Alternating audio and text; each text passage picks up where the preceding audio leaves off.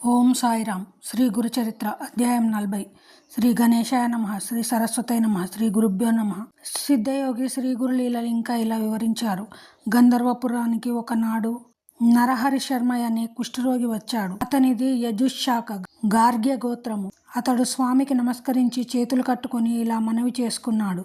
స్వామి, మీరు సాక్షాత్తు పరంజ్యోతి స్వరూపులని, భక్తులపై వాత్సల్యంతో ఇలా భూమి మీద అవతరించారని విని మిమ్మలను ఆశ్రయించడానికి వచ్చాను. నా జన్మ ఈ కాలి క్రింద మట్టి వలె వ్యర్థమైపోయింది. నాకు ఈ కుష్టి వ్యాధి రావడం వలన ఎవరూ నా ముఖం కూడా చూడకుండా నన్ను తిట్టుకుంటున్నారు. నేను వేదం అభ్యసించినప్పటికీ ఈ వ్యాధి వలన ఎవరూ నన్ను భోజనానికి కూడా పిలవడం లేదు. అందరికీ జుగుప్స కొలుపుతూ ఇలా బ్రతకడం కంటే చచ్చిపోవడమే మేలనిపిస్తున్నది.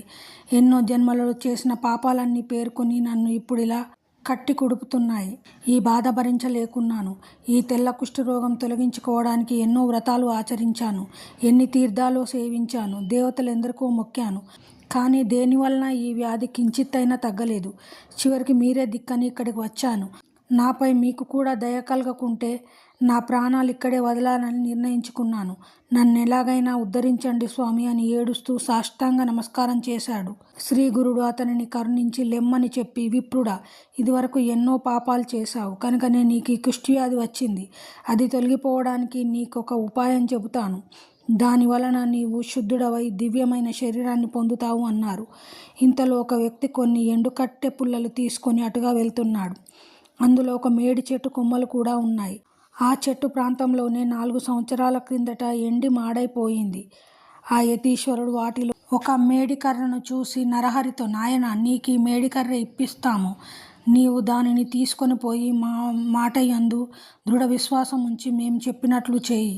దానిని సంగమంలోని సంగమేశ్వరాలయం వద్ద భీమా నది ఒడ్డున భూమిలో నాటు. నిత్యము స్నానం చేసి ఈ రావి చెట్టుకు ప్రదక్షిణ చేసి 2 చేతులతో 2 కుండల నిండుగా నీరు తెచ్చి 3 పూటలా ఆ ఎండుకర్రకు పోస్తుండు. అది ఎప్పుడు చిగురిస్తుందో అప్పుడే నీ పాపం పోయి నీ శరీరం స్వచ్ఛమవుతుంది. వెళ్ళు అని చెప్పారు.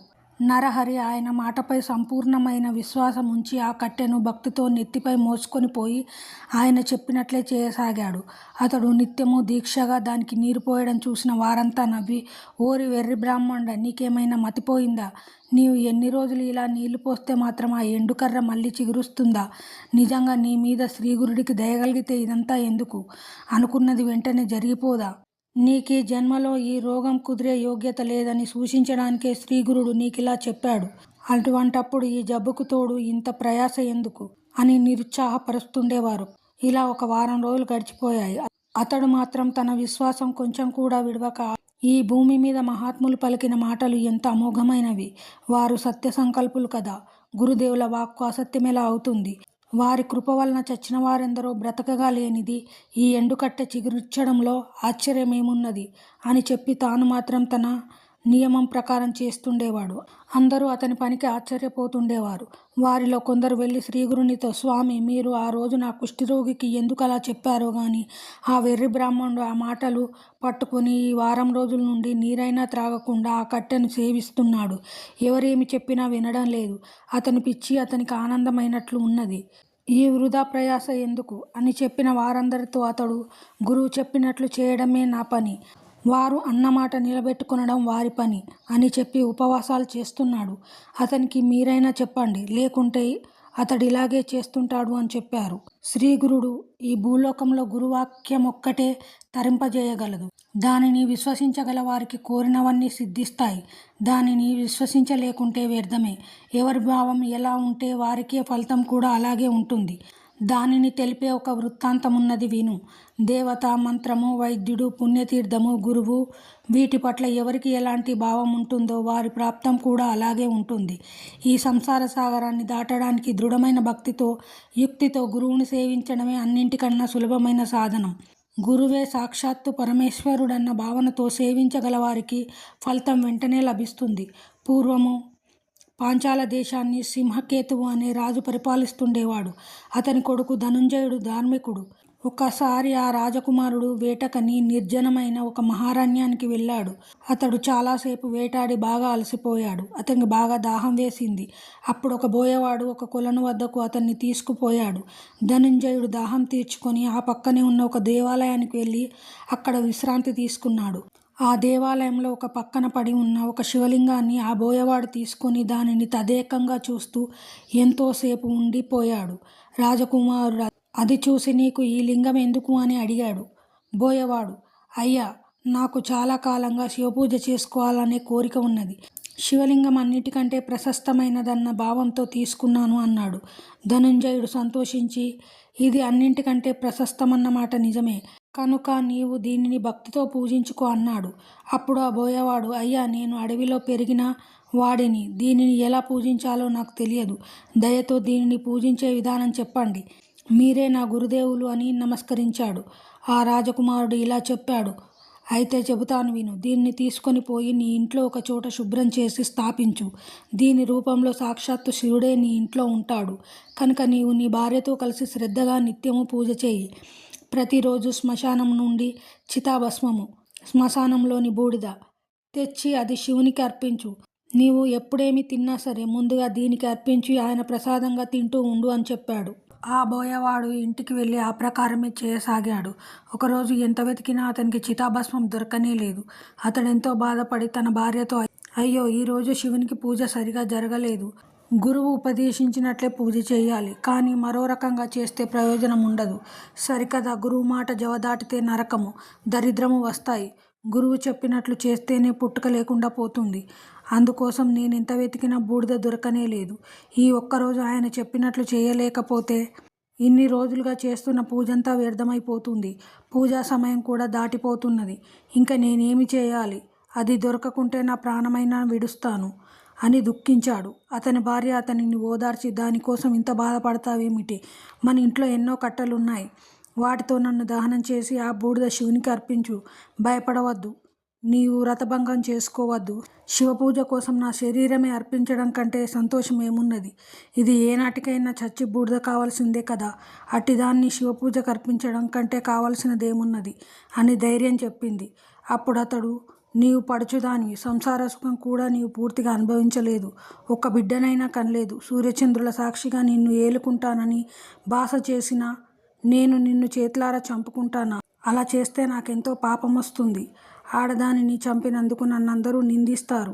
అంతటి పాపం చేస్తే శివుడు కూడా నన్ను క్షమించడు. నీ తల్లిదండ్రులకు కూడా అన్యాయం చేసిన వాడనవుతాను అంటూ వలవలా ఏడ్చాడు. ఆమె, నీకెంత వెర్రి? నాపై నీకంత మోహమెందుకు? నీటి బుడగలాగా ఈనాడు ఉన్న శరీరం రేపు లేకుండా పోతుందే. పుట్టిన తర్వాత ఎవరైనా చావవలసిందేగా. నా తల్లిదండ్రులు నన్ను నీకు అప్పగించాక నేను నీదాన్నే కదా. నేనేమైనా పరాయిదాన్నా? నీలో భాగాన్నే కదా. శివుని కోసం నీవు నన్ను దహనం చేస్తే నీ ప్రాణాన్ని అర్పించినట్లే అవుతుంది. నీ ప్రాణాన్నైనా నన్ను శివునికి అర్పిస్తే అందులో తప్పేమిటి? అది నా అదృష్టమే కదా. ఇలా చేస్తే శివుడు మనిద్దరిని రక్షిస్తాడు అని పట్టుబట్టి చివరకు అతను ఎలాగో ఒప్పించింది. అప్పుడు ఆమె ఇంట్లోకి వెళ్ళి తలుపు వేసుకొని ఇంటికి నిప్పు పెట్టమన్నది. అతడు అలానే చేసి సర్వము భస్మమైపోయాక దాన్నంతా భక్తితో లింగానికి అర్పించి కృతార్థుడనవగలిగానని ఎంతో ఆనందించాడు. తర్వాత ఏకాగ్రమైన మనసుతో హృదయపూర్వకంగా శివునికి నమస్కరించి అలవాటు ప్రకారం ప్రసాదం తీసుకోవడానికి రమ్మని తన భార్యని కేకవేశాడు. శివుని అనుగ్రహం వల్ల ఆమె తిరిగి బ్రతికి శరీరంతో నడిచి వచ్చింది. వారిద్దరూ శివుని ప్రసాదం తిన్నాక చూస్తే వారి ఇల్లు వెనకటి వలనే చెక్కు చెదరకుండా నిలిచి ఉన్నది.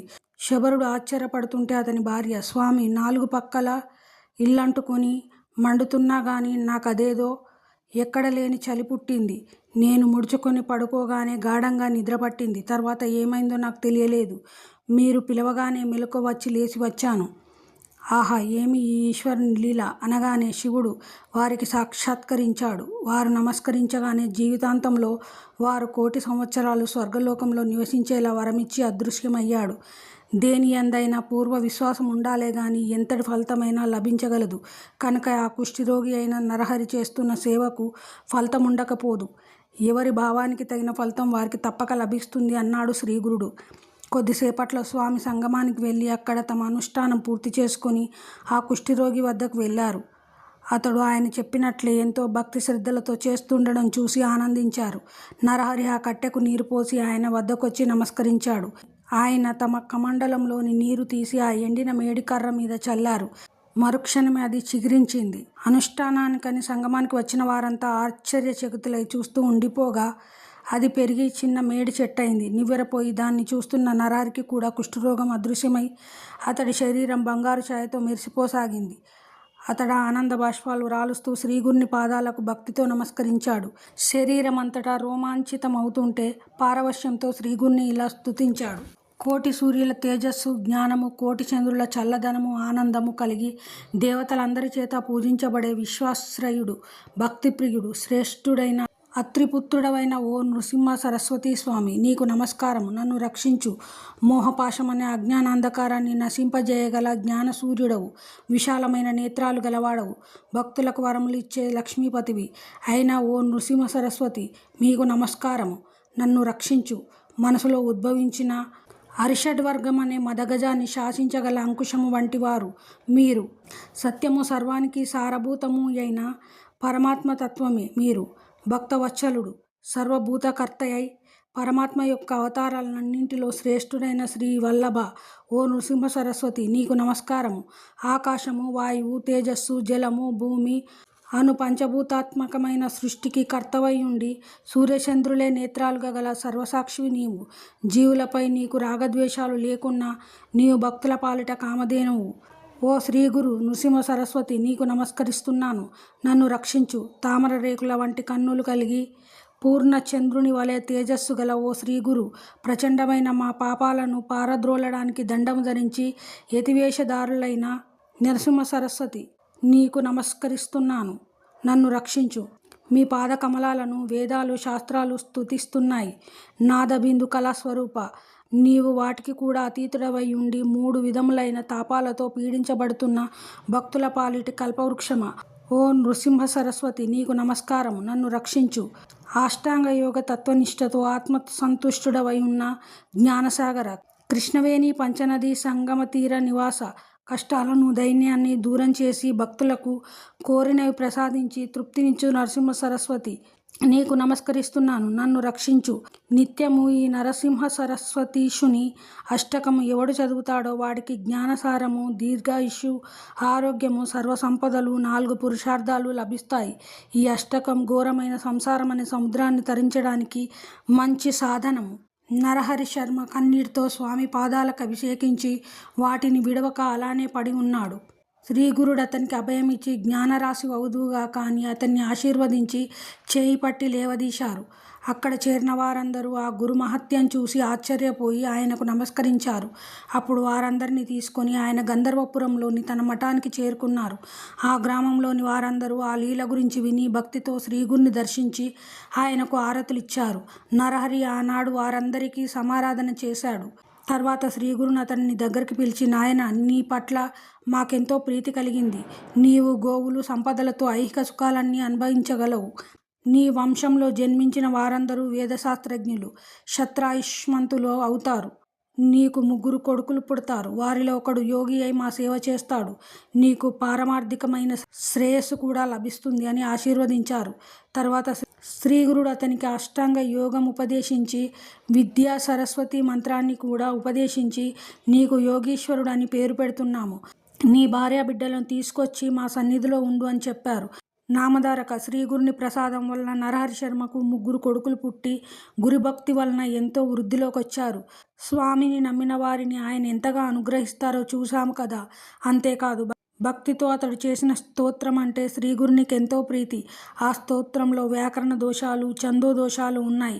ఎవరైనా ఆ తప్పులు దిద్దబోతే శ్రీగురుడు అంగీకరించక ఆ స్తోత్రం అలాగే చదవాలని చెప్పేవారు. శ్రీ దత్తాయ గురువే నమః. శ్రీ శ్రీపాద శ్రీ వల్లభాయ నమః.